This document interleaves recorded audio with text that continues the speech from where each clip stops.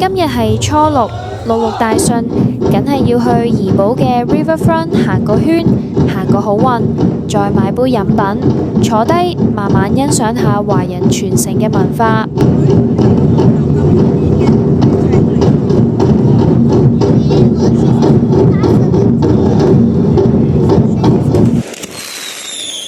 跟住就有超過10分鐘嘅煙花表演，真係好靚、好震撼嘅場面。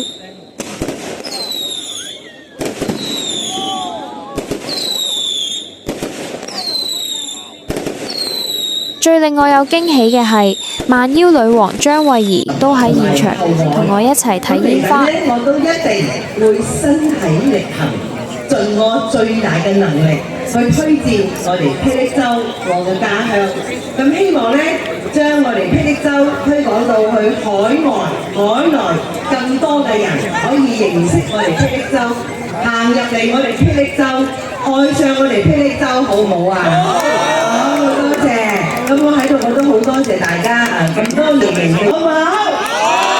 好，多謝，thank you。佢真係口靚啊！馬上有錢，馬上發財，馬上開心，好唔好？謝謝。係啦，我哋俾一個最勁抽、最怡保、最大聲嘅掌聲俾我哋嘅張慧儀小姐。係啊，都而家如果知道我哋的小姐有開啲咩 Facebook account 有 post 嘅話咧，記住有 like 同埋 share 嚇。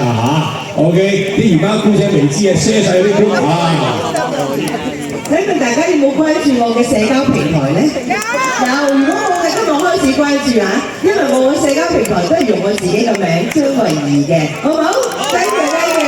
係啦，記住啦，大家行嗰路嗰千祈唔好錯啊 ！OK， 再一次掌聲送俾我哋張慧儀小姐 ，thank you。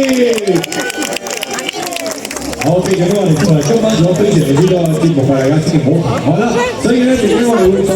好啦，過咗咁美好嘅初六，就要返 KL 繼續催眠自己，我愛上班。